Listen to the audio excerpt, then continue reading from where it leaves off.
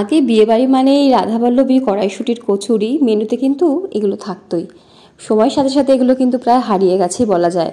এখন কিছু কিছু দোকানে হয়তো পাওয়া যায়, তবে বাড়িতে একদম টেস্টি টেস্টি ফুলকো রাধাবল্লভী তৈরি করে নিতে পারি একদম সিম্পল কিছু ঘরে থাকা জিনিস দিয়ে। খেতে দারুণ হয়। দেখুন একদম ফুলে ফুলে ঢোল হয়ে যাবে প্রত্যেকটা রাধাবল্লভী যদি এরকমভাবে বানান।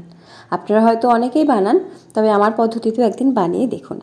নমস্কার সবাইকে, সুমেধা রান্নাঘরের আরও একটা ভিডিওতে সবাইকে স্বাগত। সবার প্রথমে 1 টেবিল চামচ মৌরি গুঁড়ো করে নিয়ে রেখে দিয়েছিলাম। ওই মিক্সির জারেই একটা ছোট আদার টুকরো, 2টো কাঁচা লঙ্কা অল্প জল দিয়ে পেস্ট করে নিয়ে রাখলাম। এখানে 1 কাপ বিউলির ডাল প্রায় 5-6 ঘন্টার জন্য ভিজিয়ে রেখে দিয়েছিলাম। প্রথমে ধুয়ে তারপরে জলে ভিজিয়ে রেখেছিলাম। দেখুন নরম হয়ে গেছে। ডালটাকে মিক্সির জারে নেব, এর সাথে অল্প একটুখানি জল দেব আর দানা দানা করে পেস্ট করে নেব। খুব বেশি মসৃণ করে পেস্ট করার দরকার নেই, চাইলে শিলনোড়াতেও বেটে নিতে পারেন। দেখুন একটু দানা দানা করে কিন্তু পেস্টটা করেছি, আর জলটা চেষ্টা করেছি একটু কম দেওয়ার। ডালটা বাটা হয়ে গেলে সবার প্রথমে ময়দা মেখে নেব। ময়দা আমি এখানে নিচ্ছি 2 কাপ, আর 1/2 কাপ নিচ্ছি আটা। যে কোনো কচুরিতেই ময়দার সাথে একটু আটা মিশিয়ে দেবেন, ফুলবেও, খেতেও ভালো হবে। এর সাথেই 1/2 চা চামচ নুন দিচ্ছি, 1 চা চামচ দিচ্ছি চিনি, দিয়ে দেবো প্রায় 1/2 চা চামচের কাছাকাছি গুঁড়ো করে রাখা মৌরিটা যেন মিহি গুঁড়ো থাকে।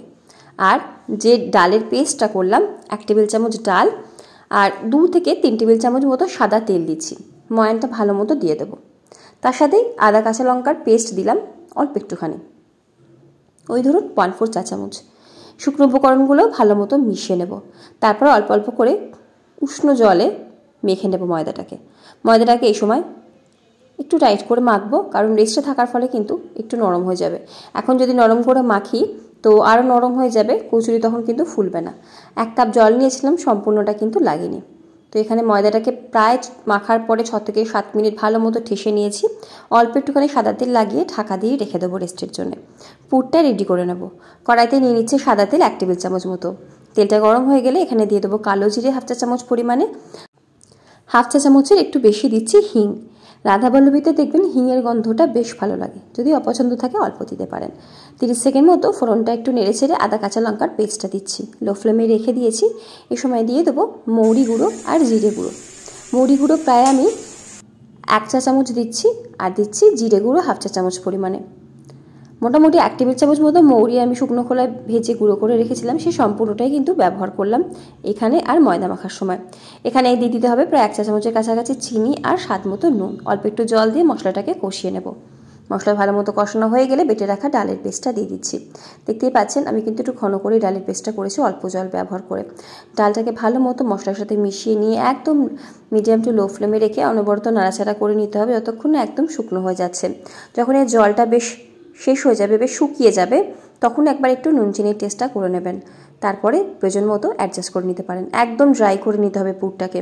পুরের মধ্যে যদি জল থেকে যায় তো কচুরি যখন বেলবো বা রাধাবল্লভী যখন বেলবো, বেলার সময় কিন্তু ফেটে যাবে। একদম এরকম শুকনো করে পুরটা তৈরি করে নিতে হবে। একটা প্লেটের মধ্যে ছড়িয়ে একদম ঠান্ডা করে নিতে হবে। তো পুরটাকে কিন্তু একদম ঠান্ডা করে নেব। আর এদিকে ময়দাটাও মাখাটাও রেস্ট রেখে দিয়েছিলাম, সেটাকে আরও 1 মিনিট মতো একটু ভালো মতো হাত দিয়ে মেখে নেব, ঠেসে নেব। তারপরে এখান থেকে লেচি কেটে নেব। রাধাবল্লভী কিন্তু একটু বড় বড় হয়, আমি লুচির থেকে একটু বড় লেচি করছি। যদি মনে হয় ছোটো ছোটো করবেন কচুরির মতো, সেক্ষেত্রে যেমন আমরা বাড়িতে লুচি করি সেরকম লেচি করতে পারেন। দেখুন লেচিগুলো আমি আমাদের বাড়িতে লুচির যেমন লেচি হয় তার থেকে একটু বড় করছি। যে পরিমাণ ময়দা মেখেছিলাম তাতে 12খানা লেচি হয়েছে। তো এবারে যে পুরটা ছিল তাতেও কিন্তু সমান 12টা ভাগ করে নেব। 12টা ভাগে পুরটাকে ভাগ করে নেব, এতে আমাদের পুরগুলো ভরতে সুবিধা হবে। একটা লেচি নিয়ে হাত দিয়ে প্রথমে মসৃণ করে নেব, তারপরে এর সাইডটাকে ধরে হালকা হাতে চাপ দিতে দিতে একটা ছোট বাটি শেপ দিয়ে নেব। মাঝখানটাকে একটু মোটাই রাখবেন, সাইডগুলোকে কিন্তু পাতলা করে নেব। এর মাঝখানে একটা পুরের বল বসিয়ে দেব এবং চারিদিক থেকে ময়দাটাকে নিয়ে মুখটাকে ভালো মতো চেপে বন্ধ করে দেব। এই সময় হাতে একটু সাদা তেল লাগিয়ে নেব, আর এই লেচিটার গায়ে সাদা তেলটাকে মাখিয়ে নেব। এতে লেচিটা যদি আমরা যে প্লেটে রাখবো সেই প্লেটেও আটকাবে না, বা অন্য লেচির গায়েতেও কিন্তু আটকে যাবে না। তো এখানে কিন্তু একটা লেচি রেডি হয়ে গেছে। আরও একই রকমভাবে একটা লেচি নেব, সাইড থেকে ধরে একটা ছোট্ট বাটির শেপ দিয়ে নেব। সাইডগুলোকে পাতলা করব, মাঝখানটা মোটাই রেখে দেবো। মাঝখানে দিয়ে দেবো একটা পুরের বল, আর চারিদিক থেকে ময়দাটাকে নিয়ে মুখটাকে চেপে বন্ধ করে দেবো। এই মুখটা ভালো মতো বন্ধ না হলে বেলার সময় ফেটে যাবে, ভাজার সময় ফেটে গেলে কিন্তু কচুরির তেলটাও বড্ড কালো হয়ে যায় ভাজার সময়। দেখুন হাতে একটু সাদা তেল নিয়ে ভালো মতো লেচিটার গায়ে মাখিয়ে মসৃণ করে একদম রেডি করে নিচ্ছি লেচিগুলোকে। তো আমি কিন্তু প্রথমে বেলে নেব, যেহেতু একাই করছি, বেশি হয়নি, 12টার মতো করব। তো প্রথমে বেলে নেব। বেলার জন্য যে দিকটায় পুরের মুখ বন্ধ করেছিলাম সেই দিকটা আমরা রাখছি চাকির দিকে। হালকা হাতে এরকম ঘোরাতে ঘোরাতে ওপর নিচ করে সাইড ধরে আমরা কিন্তু এই বেলেনটাকে চালাতে থাকবো। একটা বেলে নিয়েছি, আরও একটা বেলে নেব। প্রথমে হালকা হাতে একটুখানি ছড়িয়ে দেবেন পুরটাকে, তারপরে এভাবেই বেলতে বেলতে আর এভাবেই একটু তুলে তুলে নিয়ে চেঞ্জ করতে থাকবো সাইডগুলোকে, তাহলে বেলাটা অনেক সহজ হবে। বেশ ভালো মতো সাদা তেল কড়াইতে গরম করে নিয়েছি। তেল ভালো মতো গরম করে নিতে হবে।